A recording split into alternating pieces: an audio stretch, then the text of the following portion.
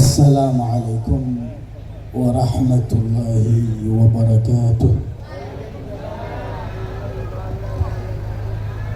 Bismillahirrahmanirrahim. Alhamdulillahi rabbil alamin. Wassalatu wassalamu ala asyrafil anbiya'i wal mursalin sayyidina wa habibina wa syafi'ina wa qurrati a'yunina wa muqtadana wa mustafana Muhammad khatamil nabiyyin wa imamil mursalin wa sahibil hujjajil qati'ati wal marahin wa ala alihi wa sahbihi wa man tabi'ahum bi ihsanin ila yaumiddin.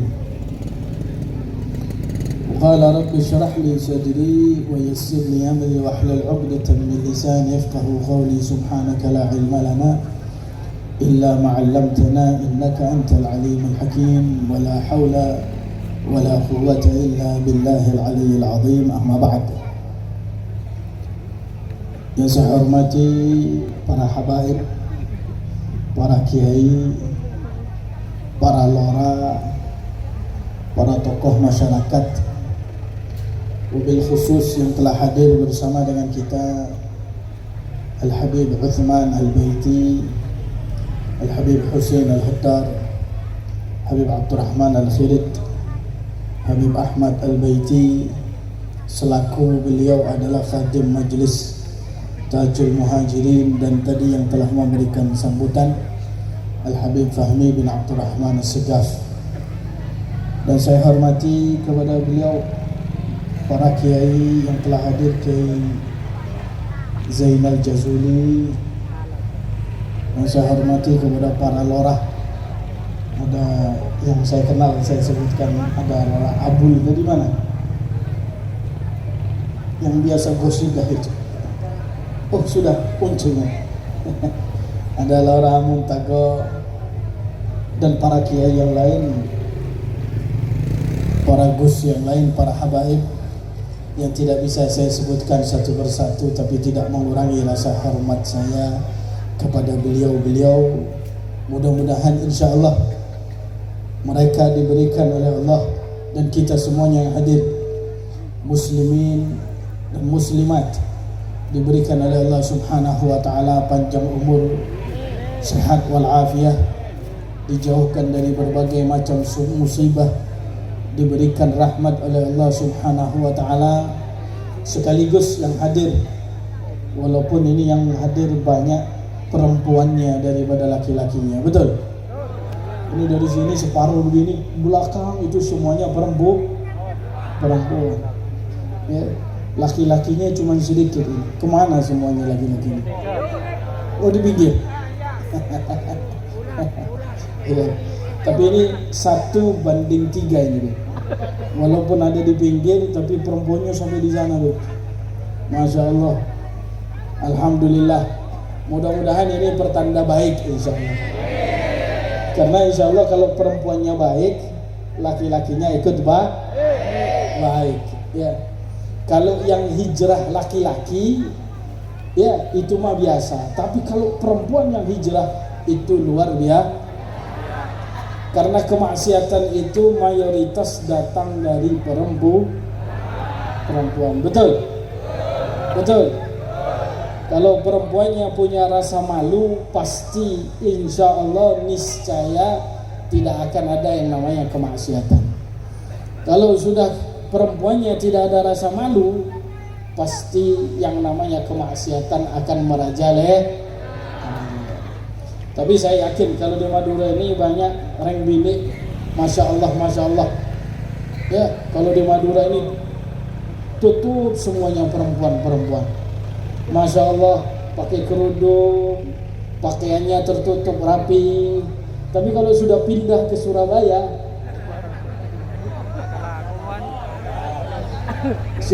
jadi Las Vegas di sana.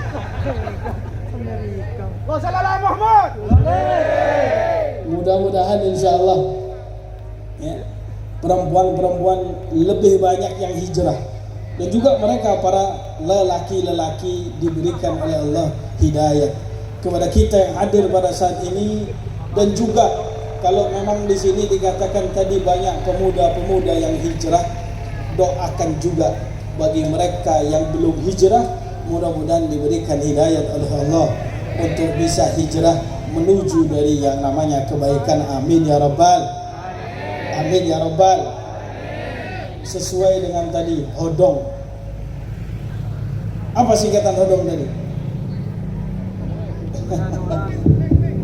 Hiasilah orang dengan nuansa kenabian. Kenabian apa keislaman? Kenabian.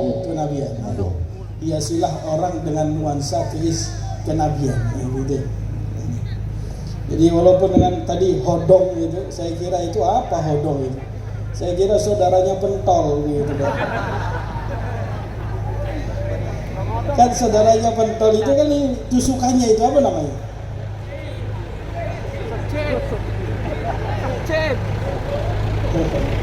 Saya kira itunya ini. Mudah-mudahan insyaAllah diberikan keberkahan oleh Allah Subhanahu Wa Taala. Jadi Majlis Tajul Muhajirin bisa untuk selalu mengajak orang untuk hijrah, untuk lebih mendekat kepada para nabi, mendekat kepada mereka para wali, mendekat kepada mereka para kaum salihin. Karena yang namanya muhajirin itu adalah ada dua istilah. Kalimat muhajirin ada dua istilah. Al-muhajirin daripada para sahabat Nabi. Mereka orang-orang yang luar biasa. Mereka adalah orang-orang yang hijrah dari kota Makkah sampai ke kota Madinah. Dan itu terjadi pada tahun pertama sampai tahun ke-7 daripada hijrahnya Rasul. Mereka adalah orang-orang muhajirin. Setelah tahun ke-7, ya, itu sudah tidak ada hijrah. Jadi para sahabat itu dari tahun pertama berangkat dengan Rasul SAW, berbondong-bondong sampai satu persatu sampai tahun ke-7.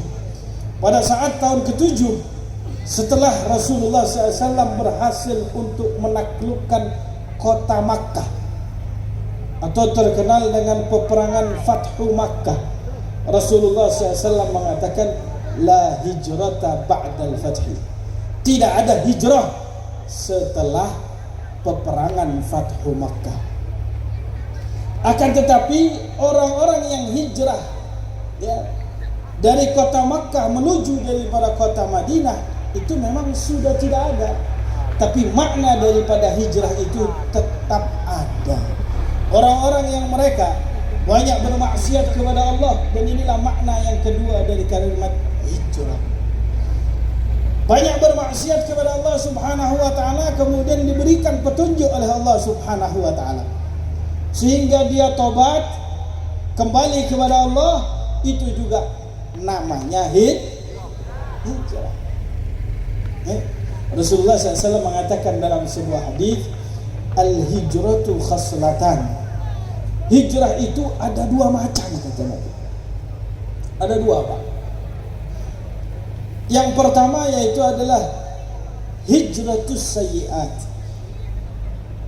Banyak dosa, bergelimang dosa, berzina, mabok, begal, main perempuan, dan berbagai macam.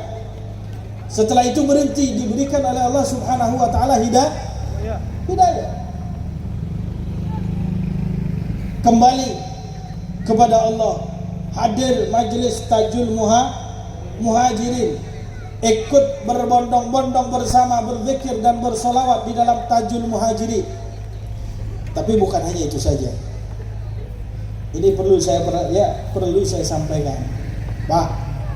Orang ini sekarang beranggapan bahwa hijrah itu cuma sekedar bisa hadir dari majelis, ya, bisa taubat dari berbagai macam kemaksiatan. Orang itu hijrah kalau dia itu bisa untuk menjadikan dirinya adalah orang yang melihat kebaikan apapun itu adalah sebuah hal yang besar di sisi Allah. Karena orang-orang hijrah itu kadang-kadang ya, mereka hijrah baru kalau mereka itu berada di dalam majelis baru terlihat hijrahnya, betul? Kalau sudah masuk ke dalam majelis, kopiahnya putih, pakai sarung, pakai baju koko, tapi keluar dari majelis beda. Pakaiannya sudah berbeda, aktivitas maksiatnya terus ya jalan. Di majelis Masya Allah pakaiannya rapi, baunya gahru ya. Tapi kadang-kadang kalau sudah di rumah sendirian, celananya pendek ya, mainnya TikTok, yang dilihat di Facebook itu adalah perempuan, tontonannya di YouTube itu adalah tontonan yang masih ada itu, masih ada aplikasinya, masih sering download. Hah? Kelihatannya hijrah, ikut hijrah, Tajul Muhajirin. Ya, kalau di majelis seperti orang hijrah, main hadro. Tapi kalau sudah pulang di rumah, nah ini berbahaya. Ini namanya hijrahnya setengah. Kalau orang itu benar-benar hijrah, itu yang dilakukan oleh para sahabat Nabi Muhammad SAW. Begitu hijrah, mereka masuk ke dalam agama Islam, berbagai macam daripada kemaksiatan itu mereka berhenti. Ketaatan walaupun sekecil apapun mereka tidak tinggalkan. Jangan cuma sekedar asik-asikan saja terkadang di dalam majelis, asik-asikan kumpulan hodong kru. Tapi perilaku di rumahnya tersebut itu berbeda. Anda tahu ada sebuah nasihat. Ini penting ini. Nasihat daripada Al-Imam Ja'far As-Sadiq rahimahullah. Beliau pernah mengatakan begini: Innallaha khabba'a thalathan fi thalathin. Allah itu simpan 3 hal di dalam 3 hal. Allah simpan 3 hal di dalam 3 hal. Khabba'a ridahu fi ta'atih, fala tahjiranna min ta'atillahi syai'ah.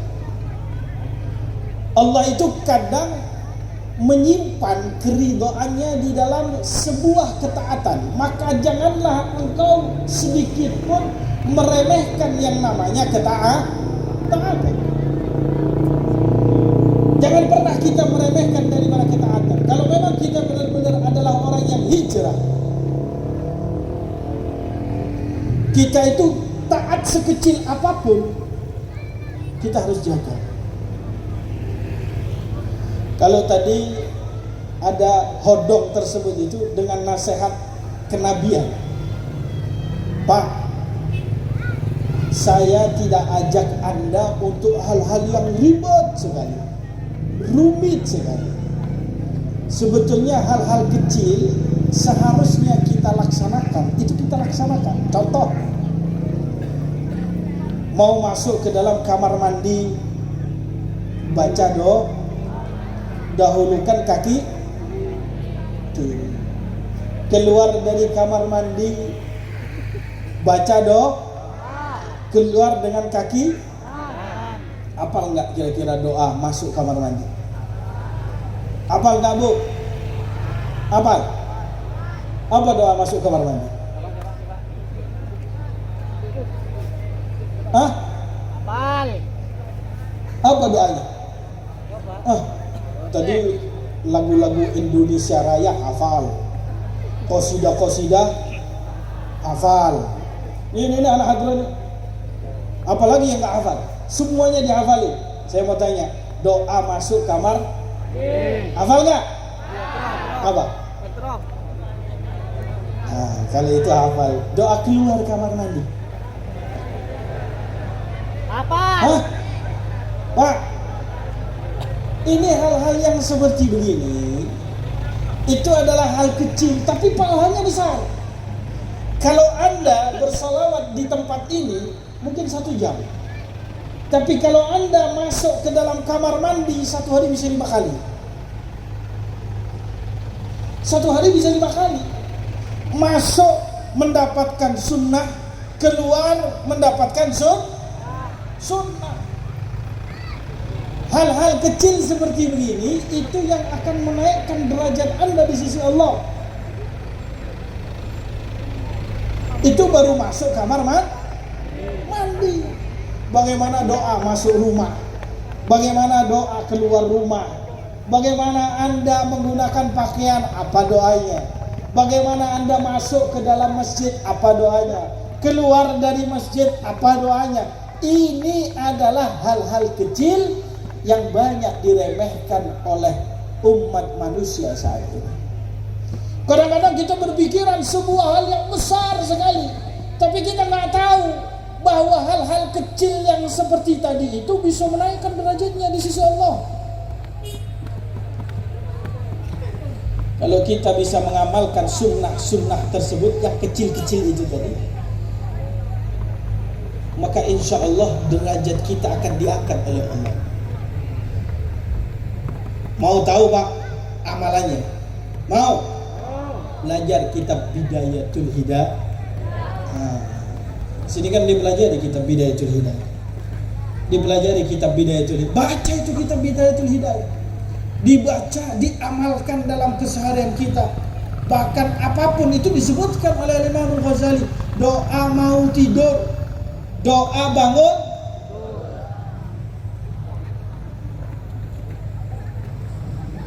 doa berangkat ke masjid. Hal-hal kecil ini insya Allah akan memberikan keridhaan di sisi Allah. Saya kasih contoh satu. Ada hal kecil tapi kita nggak tahu. Ternyata dalam hal kecil seperti begini, terkadang orang banyak yang menyepelekan, tapi Allah angkat derajat seseorang karena hal tersebut. Ada seorang ulama bernama Bushral Hafi. Seorang ulama bernama Bushral Hafi. Dulu si Bushral Hafi ini adalah seorang begal. Kerjaannya ngecok, mencuri, merampas harta orang lain dan berbagai macam lah.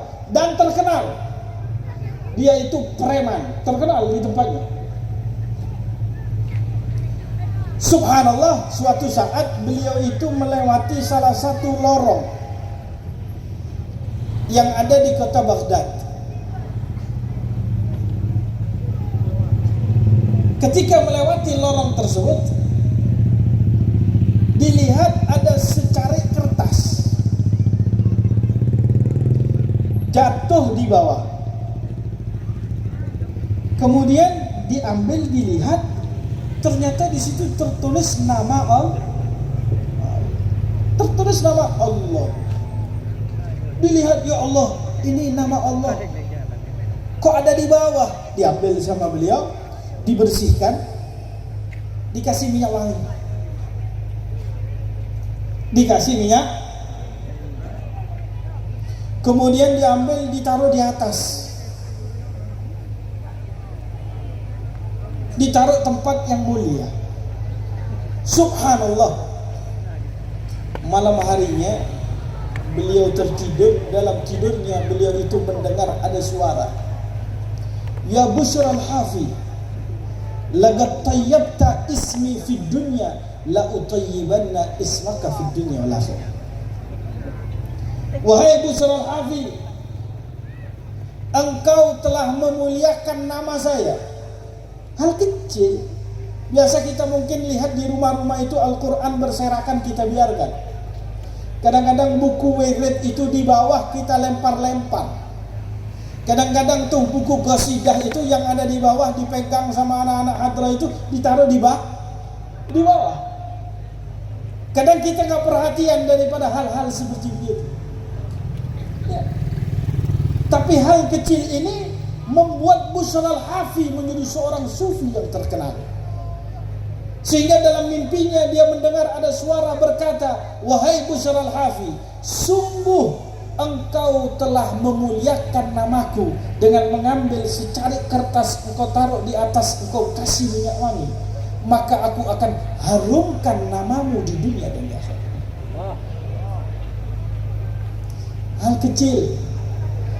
Nah, ini kita mulai dari hal-hal yang kecil sebelum kita meraih dari yang namanya hal-hal besar di dalam kehidupan kita.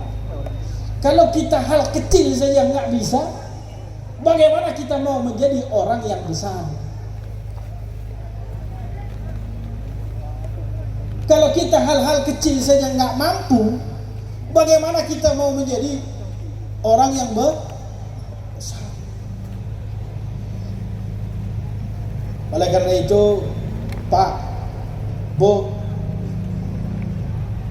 kalau kita mau untuk menjadi orang yang benar-benar hijrah, atau kita ingin derajatnya dinaikkan oleh Allah, fala tahqiranna fi ta'atillahi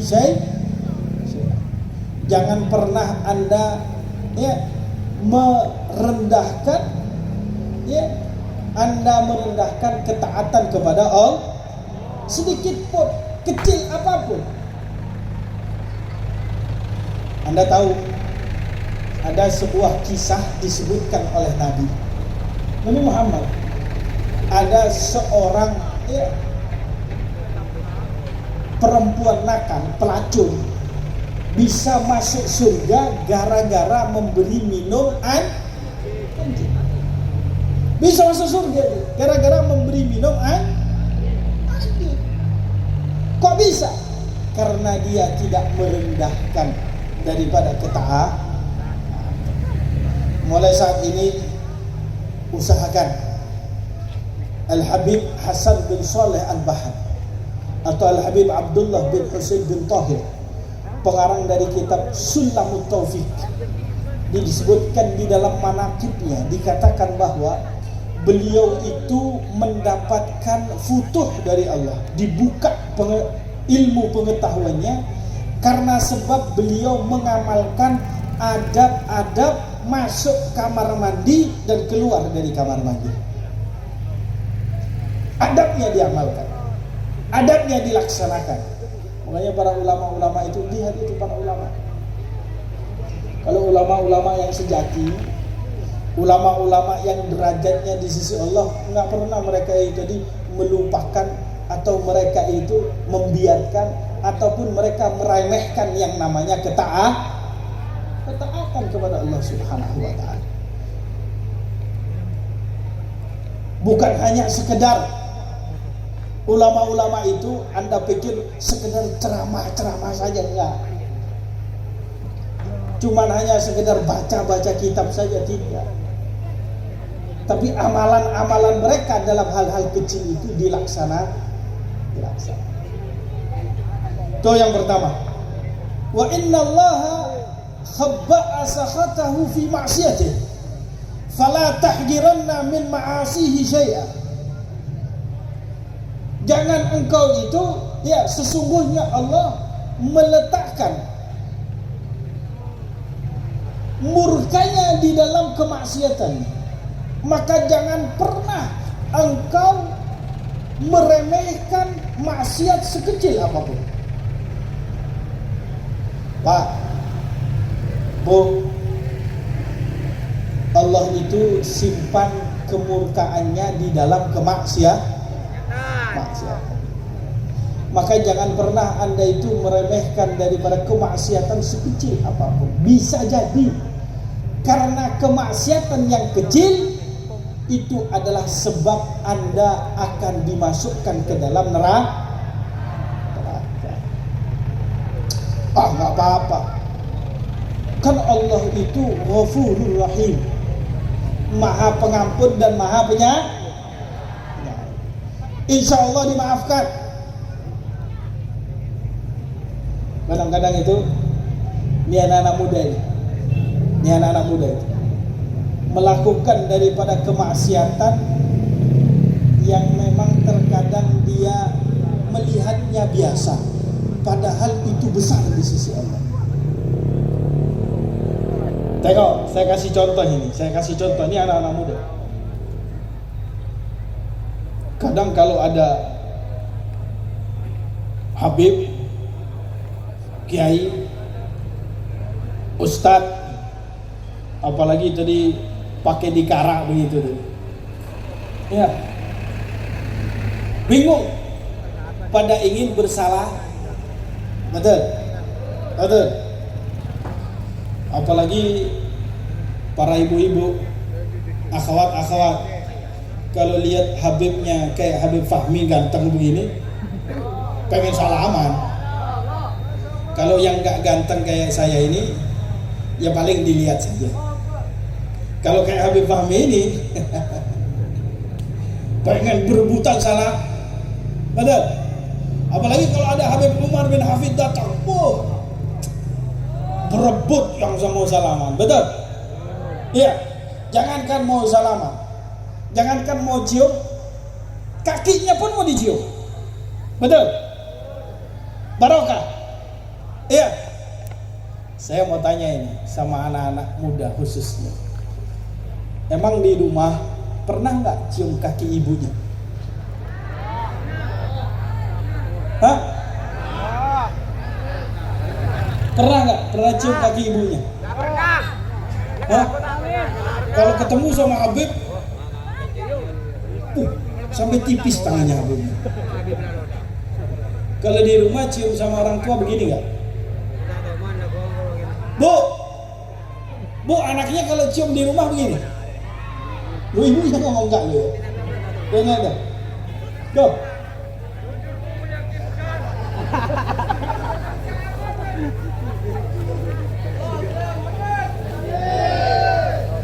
Atau Bu, Anda sama suami cium begini nggak?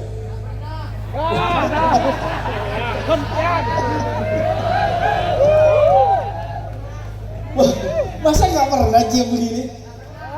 Nggak pernah? Kamu belum nikah, Pak. Kamu masih jomblo permanen begitu.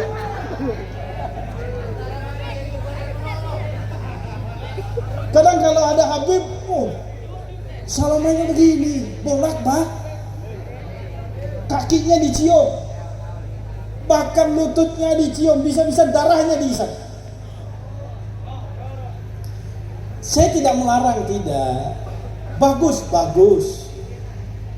Apalagi kalau dicium begitu, mumpung laku, kasihkan aja. Tapi di rumah orang tua dicium tiap pagi. Nah, tiap ketemu cium bolak-balik. Bila perlu cium kakinya.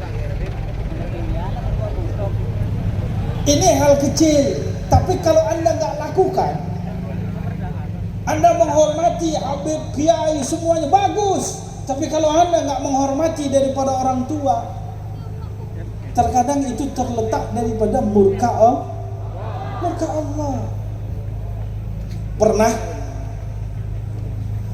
rahimahullah Syekhuna Al-Habib Hasan bin Abdullah Asy-Syatiri rahimahullah, ada orang dari Indonesia datang.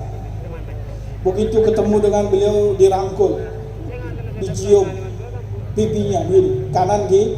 Biasanya kalau ketemu kan begitu sama Habib, dicium kanan kiri. Habibnya saja yang agak gak enak. Kenapa? Habibnya pakai minyak wangi, dia gak pakai minyak wangi.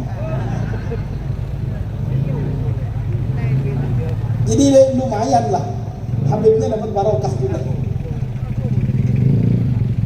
Sampai dicium sininya, dibiarkan sama beliau. Beliau itu jarang sekali membiarkan ada orang mencium tangannya sampai kakinya. Tapi waktu itu dibiarkan cium sampai kakinya, dibiarkan. Setelah selesai, Beliau berkata begini, hal fa'alta dzalika bi ummik. Apakah engkau lakukan hal ini kepada saya, engkau juga lakukan kepada ibu kamu? Diam orang tersebut.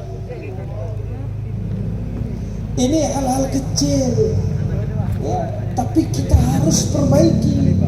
Kalau memang benar-benar hijrah, orang tua itu adalah nomor satu. Kalau seandainya orang tua tersebut tidak rela, walaupun Anda membuat rela Allah Subhanahu wa ta'ala, nggak akan bisa.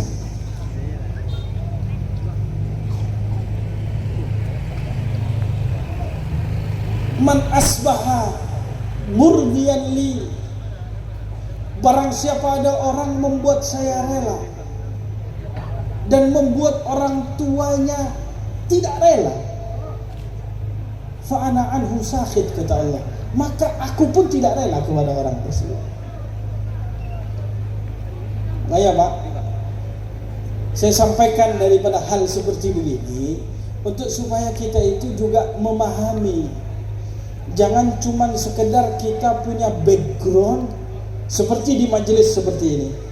Backgroundnya baik, bagus, Masya Allah, pakai kopiah putih, pakai sarung, baik, Masya Allah, bagus. Tapi di belakang hal ini kita benar-benar hijrah dengan melaksanakan hal-hal yang baik. Kadang kemaksiatan kecil itu bisa jadi murka Allah Subhanahu wa ta'ala. Rasul pernah mengatakan begini, ada seseorang, kata Nabi, masuk neraka karena sebab kucing. Karena sebab apa? Kucing. Masuk neraka karena sebab kucing. Loh kenapa ya Rasulullah, kata para sahabat? Dan Nabi Muhammad berkata, ya, karena sebab dia itu ya pelihara kucing, dimasukkan ke dalam tempatnya, tidak dikasih makan, tidak dikasih minum, sampai kucingnya mati. Kucing, karena sebab kucing dia masuk neraka. Kadang ada orang sekarang bukan kucing yang dilakukan seperti begitu, kadang orang tuanya. Apalagi kalau sudah menikah, laki-laki itu kalau sudah menikah, dia punya yang namanya perempuan, lupa sama orang tua. Saya mau rumah-rumah sendiri, saya mau tinggal dengan istri saya. Terus orang tua kamu, ya orang tua biarin, kan mereka sudah paham pengalaman hidup. Sehingga orang tuanya tidak pernah dijenguk, orang tuanya nggak pernah dikasih uang, orang tuanya nggak pernah dikasih nafkah. Betul, banyak bu yang seperti begitu. Ada.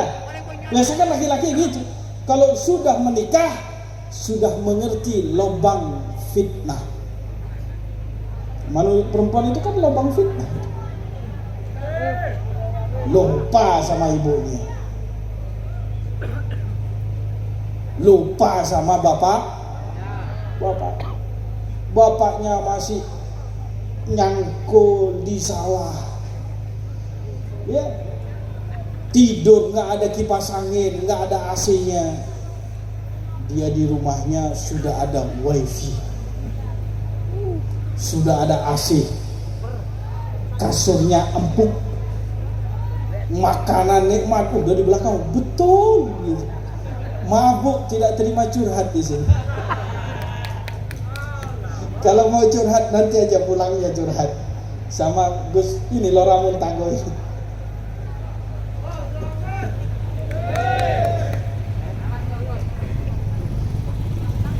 Ya, Masya Allah, luar biasa kepada istri, tapi orang tua dilupakan. Kadang-kadang juga banyak, Masya Allah kepada kiai, Masya Allah kepada habibnya, tapi istri diterlantar.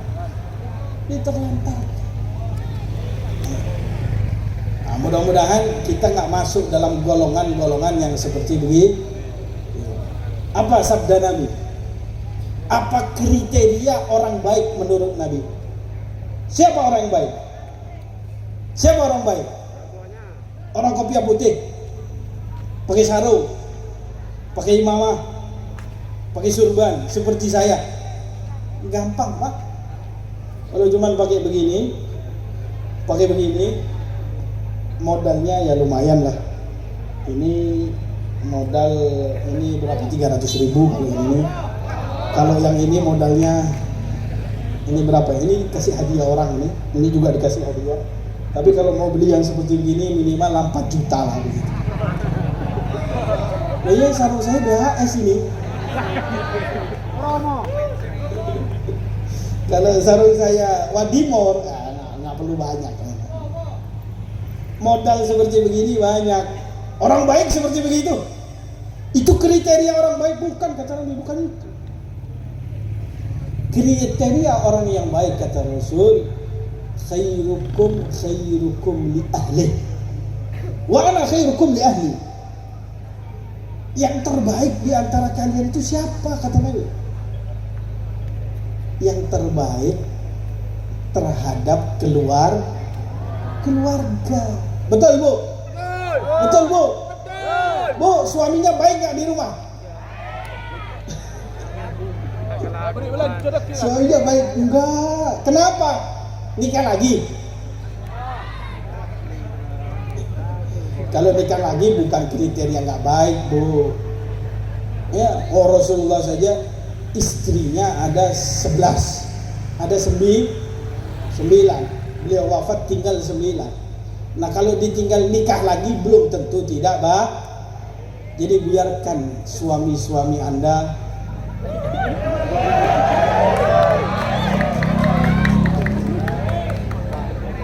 Allahumma shalli ala Muhammad. Ini kok pada senang semuanya bapak-bapak. Ada niatan Pak. Ada niatan. Yang ada niatan angkat tangan. Saya doakan untuk nambah. Ayo angkat tangan. Ayo. MC-nya nggak berani.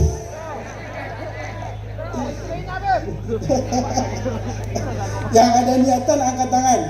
Ayo saya doakan ini. Nggak ada yang berani. Yang berani ini jomblo permanen ini. Yang belum nikah begini nih. Oh ya, yang di atas jangan. Tadi sudah masuk channelnya Tajul Muhajirin. Jangan lupa subscribe ya. Kalau itu bukan kriteria nggak baik. Ya.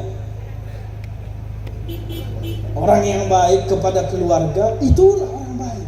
Khairukum li ahli. Tahu Rasul SAW, Nabi Muhammad. Ini saya kasih contoh. Nabi Muhammad itu, beliau itu adalah orang baik di luar rumah dan di dalam rumah. Nabi itu orang baik di luar dan di dalam. Diakui oleh seluruh para sahabat dan diakui oleh istri-istri Rasulullah. Tengok apa yang dikatakan Sayyidatuna Khadijah, bagaimana memuji Rasulullah SAW. Pujian yang benar-benar luar biasa. Ketika Nabi Muhammad SAW mendapatkan yang namanya wahyu pertama kali, Nabi gemetar, sampai ke rumah pulang, siapa yang menguatkan daripada Rasul? Sayyidatuna Khadijah. Berkata Sayyidatuna Khadijah, ya Muhammad, ya Rasulullah, innallaha lan yukhziyaka abada. Allah tidak akan menyia-nyiakan engkau. Kenapa? Innaka latasilur rahim. Engkau ini orang Masya Allah, menyambung tali silaturahim, wa tahmilul kalam, wa tasliqul hadis. Engkau ini membantu daripada orang-orang yang tidak mampu. Kalau bicara jujur. Enggak mungkin engkau ini orang sebaik dirimu. Bayangkan, istri mengakui kehebatan suami. Coba istri-istri kita di rumah. Ayo, saya mau tanya, istri kita di rumah mengakui tidak kehebatan kita? Mengakui enggak? Oh, Anda mengakui bahwa suami Anda orang-orang baik? Tidak.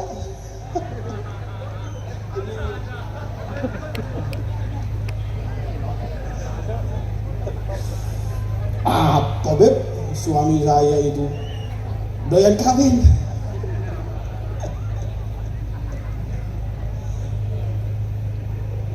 Suami saya nggak romantis, kan gitu. Banyak suami-suami yang tidak romantis, tidak bisa baik kepada.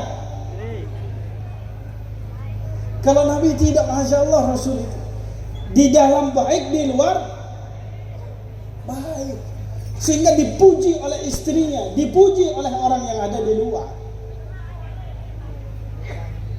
Makanya kriteria orang yang terbaik, kata Nabi, khairukum li ahli.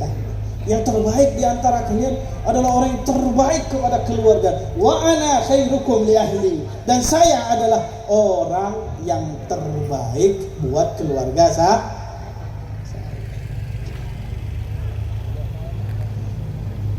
Oleh karena itu, ma'asyiral hadirin yang dirahmati oleh Allah wal hadirat, jadi kita perbaiki sedikit kehidupan kita di dalam hijrah kita. Hal-hal kecil itu dimulai dalam kehidupan kita. Hal yang kecil, tutur kata yang baik. Kepada istri ngomong baik, kepada orang di luar ngomongnya santun. Ngomongnya santun dengan kepada orang yang ada di luar.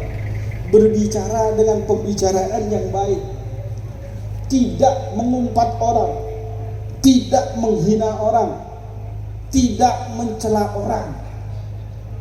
Karena itu semua adalah kriteria-kriteria orang yang benar-benar hijrah.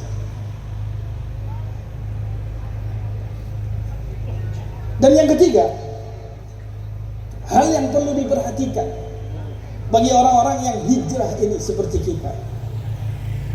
Innallaha khabba'a sirrahu fi khalqih fala tahdiranna min khalqillahi syai'an.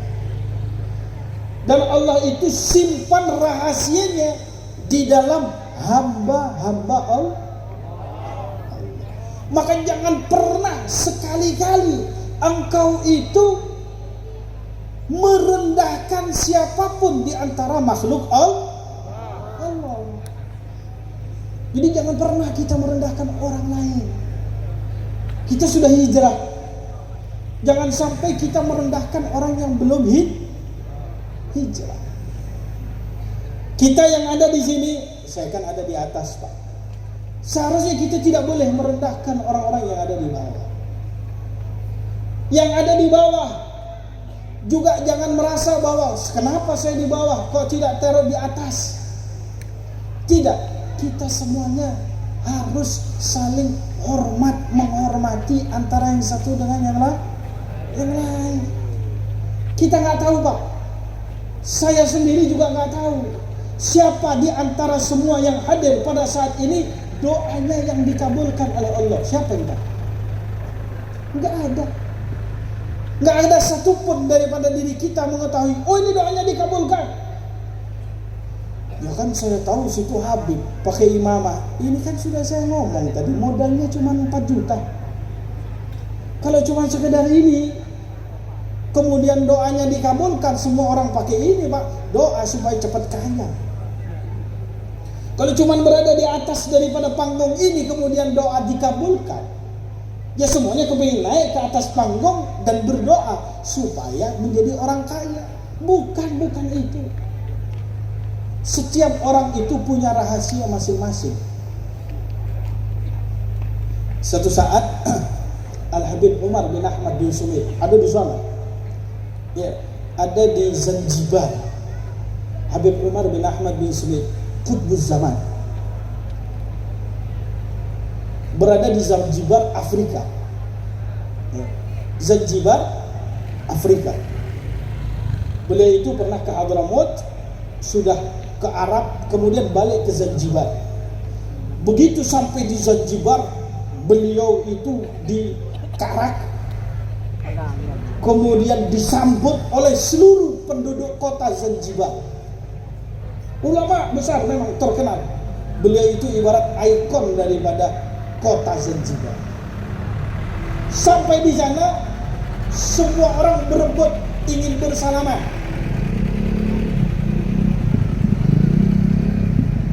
Tahu Pak? Biasa kan? Biasa. Kalau ada itu pasti ada laskarnya. Begin. Gak boleh salaman. Kan gitu. Laskar apa itu? Laskar Al-Baiti. Laksus Al-Baiti. Ada laskar lagi mana lagi? Laskar apa tadi? Sakera ya. Gak boleh bersalaman. Padahal dia tadi sudah salaman sama Habibnya. Baru gak boleh salaman. Dia sudah bolak-balik. Biasa memang dari dulu seperti itu. Ya. Kadang-kadang kita juga melihat seperti begitu orang-orang awam. Ya nggak perlu juga kita berebut. Kita memandang saja, insya Allah dengan pandangan yang baik, insya Allah kita akan mendapatkan baroh. Tapi memang kadang orang-orang awam itu begitu. Senangnya salaman. Apalagi yang bikin jengkel kadang-kadang salaman memang sengaja disyuting buat status. Alhamdulillah, saya sudah foto bersama dengan Habib Umar bin Hafid. Emang kenapa kalau foto? Emang kenapa? Naik derajatnya? Hah? Emang langsung masuk surga? Alhamdulillah, tadi saya sudah berjabat tangan dengan Habib Fahmi. Tapi ada fotonya. Beb minta status Beb gitu. Habib ni diajak minta status ni. Kadang-kadang kan seperti begitu. Maklum lah. Ya namanya juga manusia, pengennya sesuatu yang banyak subscribe-nya. Subhanallah, banyak orang yang bersalaman. Nah kemudian ada laskar-laskar, nggak boleh salaman begitu. Padahal yang datang ribuan saat itu. Kata Habib Umar, ya biarkan mereka bersalaman. Nggak apa-apa, saya ladeni mereka walaupun ribuan. Gantian. Kalau salaman jangan bolak-balik begini. Waktu salam, nih sampai umbelnya melok kan.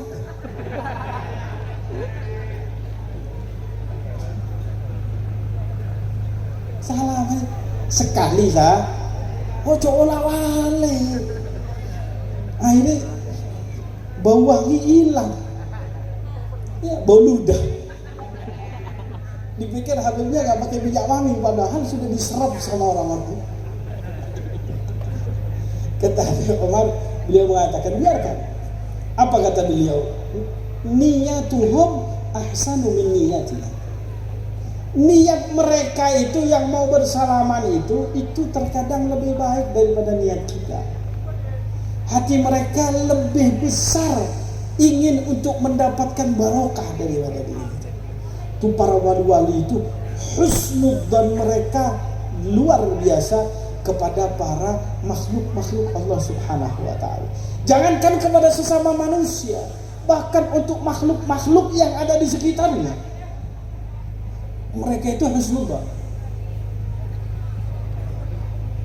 Pak, jangankan sama teman-teman yang ada di sebelah begini, yang sama-sama majelis. Kadang melihat kucing, kadang melihat anjing. Mereka itu mengatakan bahwa ini anjing bisa lebih baik dari saya.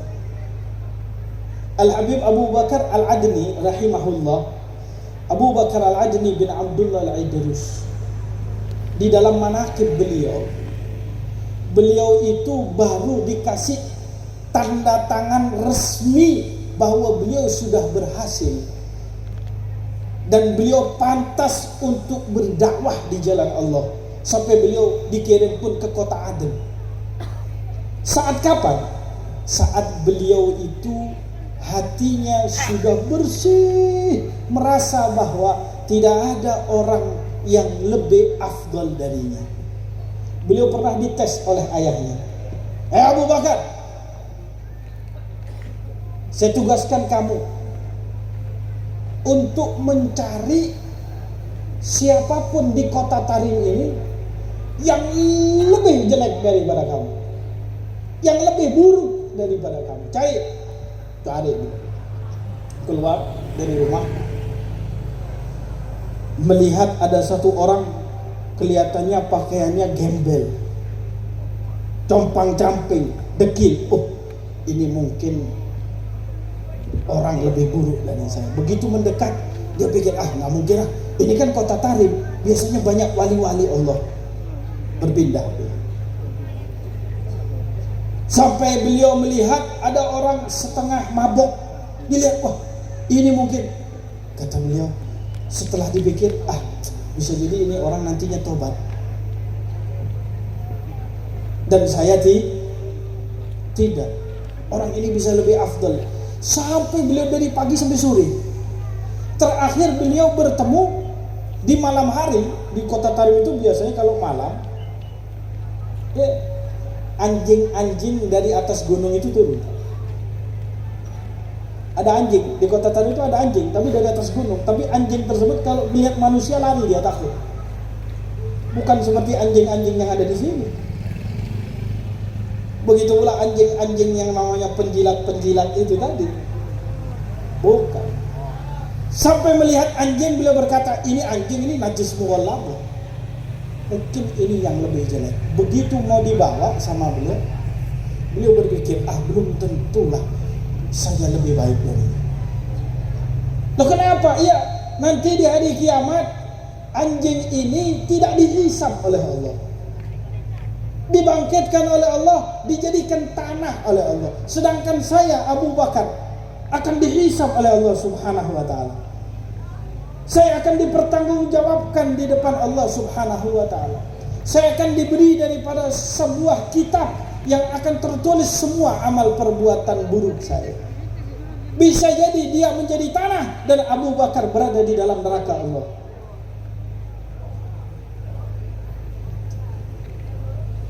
Akhirnya pulang. Sampai di rumah dia berkata, ya abati, wahai ayahku, lam ajid syai'an ahgara ini. Aku tidak mendapatkan sesuatu yang lebih buruk daripada saya. Subhanallah. Kata abahnya, al-an ya waladi, saat ini waktunya kamu itu berdakwah di jalan Allah. Waktunya kamu itu memberikan. Disitulah makanya salah satu di antara hal yang membuat nasihat tersebut itu diterima oleh siapapun adalah ketika Anda memberikan nasihat, jangan Anda menganggap bahwa siapa yang Anda nasihati itu lebih rendah daripada diri Anda. Oleh karena itu, ma'asyiral hadirin yang dirahmati oleh Allah Subhanahu wa ta'ala, kadang-kadang ini adalah sebuah dilema yang dimiliki oleh orang-orang yang ada di dalam majelis-majelis. Kadang kita berada di dalam suatu majelis, kita menganggap bahwa yang di luar daripada majelis itu mereka adalah orang-orang yang tidak terhormat dan terhina. Kadang-kadang ketika kita masuk ke dalam dunia hijrah, kita merasa bahwa kita itu tadi sudah mulia dari mereka orang-orang yang tidak hijrah. Kadang-kadang kita sudah berada di dalam satu majelis, terkadang ada yang lebih buruk lagi, karena tidak bisa untuk menunjukkan rasa husnudzan yang besar. Dia menganggap bahwa majelis saya lebih hebat daripada majelis yang ada di sana. Majelis saya lebih maju daripada majelis yang ada di sana. Majelis saya lebih banyak rahmatnya, lebih banyak maghfirahnya, dan lebih banyak yang datang, dan juga lebih banyak yang subscribe di dalam majelis saya daripada yang ada di sana. Tidak. Ya, kalau kita sampai daripada derajat yang seperti begitu, takutnya itu adalah hijrah, tapi bukan hijrah menuju Allah Subhanahu wa ta'ala. Tapi kenapa? Karena hijrah itu juga ada dua, Pak. Rasulullah telah mengatakan, faman kanat hijratuhu ilallahi wa rasulih fa hijratuhu ilallahi wa rasulih wa man kanat hijratuhu ila dunya aw imra'atin yankihuha fa hijratuhu ila ma hajara ilaihi. Barang siapa yang hijrahnya untuk Allah dan Rasulnya, maka dia akan dapatkan Allah dan Rasulnya pada saat itu. Faman kanat hijratuhu ila dunya yusibuha, atau dia hijrahnya hanya untuk mendapatkan yang namanya dunia yang dia dapatkan. atau perempuan yang ingin dia nikahi, fa hijratuhu ila ma hajara ilaih. Apa yang dia inginkan dia dapatkan, bukan tidak didapatkan. Enggak. Ingin menikah, dia dapatkan itu perempuan. Kamu ingin apa? Dunia, dikasih yang namanya dunia. Kamu ingin apa? Sebuah hal yang berbentuk daripada dunia. Kamu ingin besar majelis kamu ingin besar daripada semuanya. Kamu inginkan dunia, dikasih sama Allah. Fama lahu fil akhirati min nasib. Tapi nanti di hari kiamat takutnya dia tidak akan mendapatkan yang namanya bagian untuk bisa mendapatkan rahmat Allah Subhanahu wa taala. Mudah-mudahan Allah Subhanahu wa taala menjadikan daripada majlis Tajul Muhajirin ini adalah orang-orang yang benar-benar diberikan oleh Allah, dan kita semuanya, khususnya diri saya, diberikan oleh Allah Subhanahu wa taala dengan makna daripada hijrah sebaik-baiknya. Mudah-mudahan kita bisa hijrah dengan sepenuhnya untuk bisa menggapai satu keinginan kita, hijrah ilallah wa ila rasulih. Dan kita berharap mudah-mudahan apa yang kurang di dalam diri kita, kesalahan-kesalahan kita, hal yang kecil ataupun hal yang besar, ataupun hal-hal ketaatan yang banyak kita remehkan, kita tidak pedulikan. Kita berharap kepada Allah, seperti Engkau memberikan taufik kepada kami untuk hadir pada malam hari ini. Kau berikan taufik kepada kami untuk bisa bersolawat pada malam hari ini. Kau berikan taufik kepada kami untuk bisa meraih rahmat pada malam hari ini. Berikanlah kami taufik, berikanlah kepada kami hidayat untuk bisa beramal hal-hal yang soleh, hal-hal yang kecil ataupun yang besar di luar daripada majlis ini, sehingga ada yang namanya buah untuk bisa mendapatkan apa yang kita inginkan, bukan hanya dunia saja, akan tapi nanti di akhirat oleh Allah Subhanahu wa taala kita dimuliakan oleh Allah, kita dikumpulkan oleh Allah ma'al ladzina an'ama Allahu 'alaihim minan nabiyyin was-siddiqin wasyuhada was-shalihin wa hasuna ulaika rafiqa dzalikal fadlu min Allah wa kafa billahi 'alima. Allahumma ij'al jam'ana hadha jam'an marhuma tafarruqana min ba'dihi tafarruqan ma'suma wa la taj'alna wala ma ma'ana wala ma fina shaqiyan wala mahruma. Allahumma ij'alna minal ladzina yastami'una al-qawla fayattabi'una ahsana. Allahumma ij'alna minal ladzina yastami'una al-qawla fayattabi'una ahsana. Allahumma ij'alna minal ladzina yastami'una al-qawla fayattabi'una ahsana. Fa innana la nastati'u daf'a ma nakrah wa la tahsila ma nansu illa bi qudratik fala faqira afqaru minna ilaik ولا غني أغنى منك عنا. اللهم اجعلنا قرة عين لنبينا محمد صلى الله عليه وسلم. اللهم اجعلنا قرة عين لنبيك محمد صلى الله عليه وسلم.